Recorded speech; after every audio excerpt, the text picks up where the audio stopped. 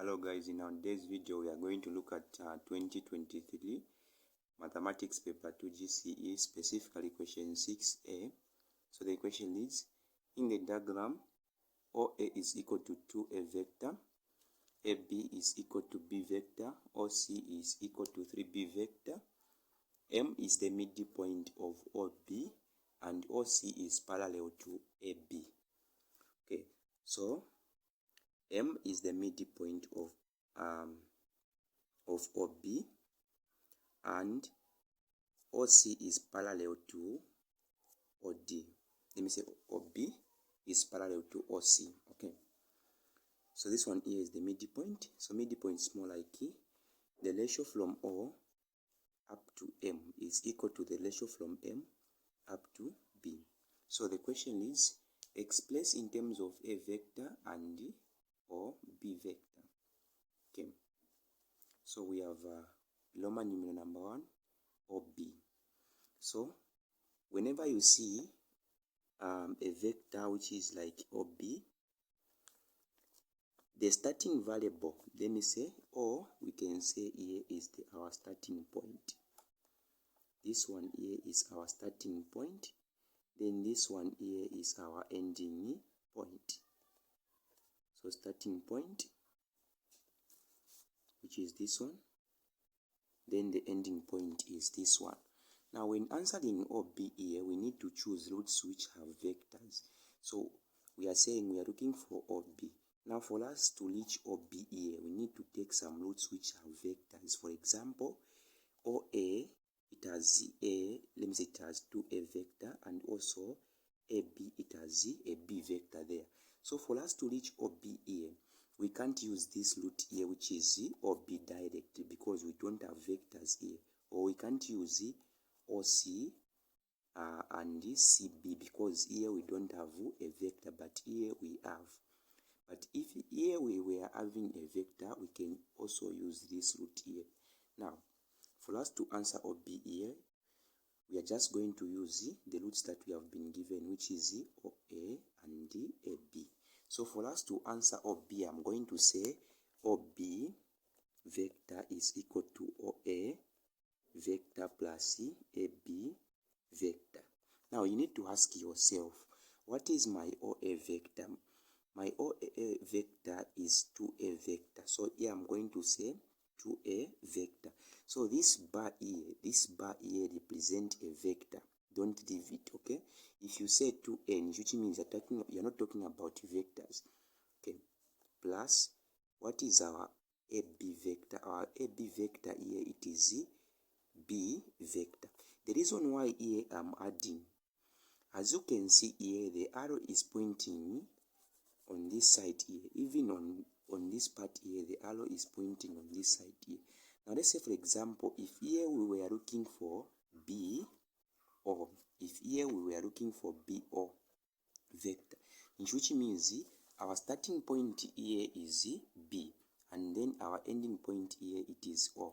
So starting point here it is B, and then ending point here it is O, which means here we can say BA O. So BA plus A O. Now as you can see here, we don't have BA, but for us to find BA, since we know that the direction is going on this side here, so for us to find BO here, we are just going to add a negative to B vector, because the direction is going this side and as we are going this side here. So we can say negative B vector. Then also on this part here, AO we don't have, but here we have OA. So for us to find AO, we need to add a negative to 2A vector like this. Okay, so this one was just an explanation. So our final answer here is this one here. Okay, let's move on to the next one, which is CB. So on CB, remember our starting point here is C, then our ending point here it is B. Okay, so starting point and ending point. Okay. So we are coming from C, then ending where at B. So we can't use this root here because we don't have vectors. So for us to reach B here, we need to use some roots which are z vectors. So in this case here, I'm going to use this CO, then OB.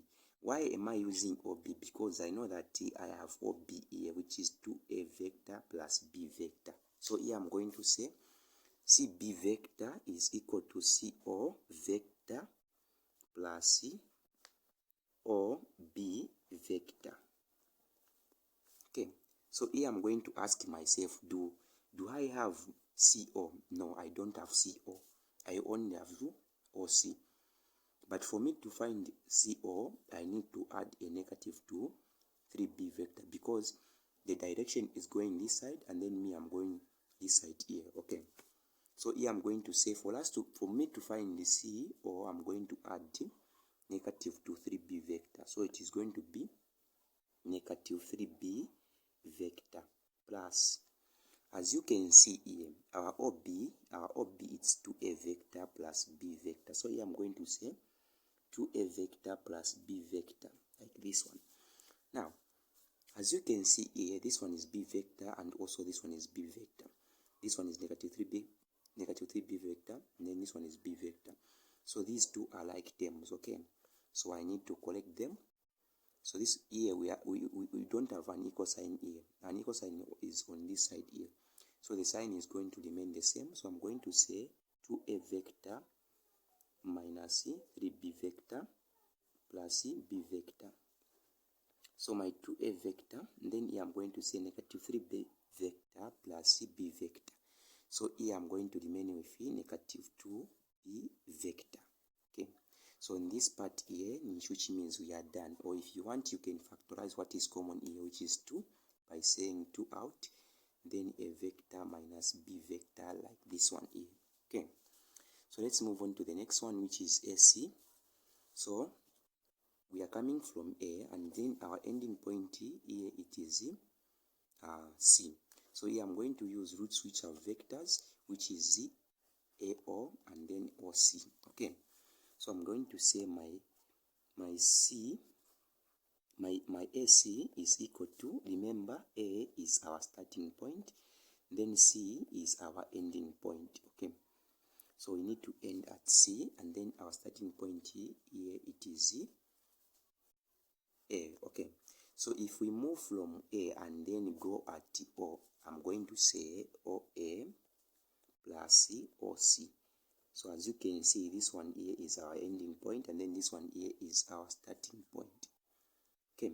Now you need to ask yourself, like the way the direction is going. The direction is going this side, and then me, I'm going this side here. So for us to find AO, we need to add a negative to a vector. Okay. So I'm going to say negative 2A vector. Now, as you can see here, I'm saying OC. Do I have OC here? Of course I have OC, which is 3B vector. We are going where the direction is going, so it will be a positive value, which is 3B vector. Okay. So in this case, we need to rearrange the numbers by starting with a positive value, which is 3B vector minus 2B, let me say minus 2A vector, which means here we are done. Okay. Then the last one, which is CM. Now for us to reach M here, we can't use this one here because we don't have vectors. And then here, for us to reach M here, we are going to say, or let me say, we are going to say CO, and then O, M. Okay. So I'm going to say, for us to find CM, we are going to say CO plus OM. Now, as you can see here, do we have CO? Of course, here we don't have CO, but for us to find CO here, we are going to say, since the direction is going this side, and then as for us, we are going this side here. So for us to find CO here, we are going to add a negative 3B vector. So I'm going to say negative 3B vector plus. Now, do I have OM? Here OM we don't have, but OM we can find it by using these things here. Okay, since M is the midpoint, so I'm going to say the midpoint is more like the distance from O up to M is equal to the distance from M up to B. So here I'm going to choose the ratios. So let's imagine from O up to M it's 1. Then from M up to B it's 1. Okay. Now, since here we are finding OM, so OM is coming from OB. Okay. We have already found OB, which is 2A vector plus B vector. Okay. So for us to find OM here, I'm going to say OM it's 1. Okay. So I'm going to say OM it's 1 over the total ratio where we are getting OM from. So we are getting OM from OB. So I'm going to say the total ratio from O up to B it's 2, because from O up to M it's 1 and from M up to B it's 1. So when you add 1 plus 1, you are going to get 2. So here I'm going to put 2. Now, where are we getting OM from? We are getting OM from OB. Okay. So here we are getting OM from OB. So I'm going to say we are getting OM from OB vector. Now, you need to ask yourself, what is our OB vector? So let me write. So negative 3B vector plus 1 over 2. What is our OB vector? Our OB vector is 2A vector plus B vector. So I'm going to say 2A vector plus B vector close. Okay. So here we need to multiply. So I'm going to say 1 multiplied by 2, we are going to get 2. So 2 divided by 2, we are going to get 1. Now, since here we are having a vector, we are not going to say 1 a vector. No, it's better we write a vector. Okay. So I'm going to say negative 3B vector plus a vector. Then here I'm going to say, let's imagine here we have 1. So I'm going to say 1 multiplied by 1. Then here I'm going to say it's 1. Okay, so plus 1 over 2. Now, how it is here is that numbers, they are independent and also vectors are independent. So here I'm going to put B vector independent like this. Okay, so don't put B vector on top here. Okay, so now as you can see, these two are like terms, which is negative 3B vector and 1 over 2B vector. They are like terms. So I'm going to say 1 over 2. So here I've just started with a positive value. So 1 over 2 B vector minus 3 B vector plus a vector, which is this one here. Okay. So here I'm going to say 2 multiplied by negative 3. I'm going to get negative 6. Negative 6 minus 1.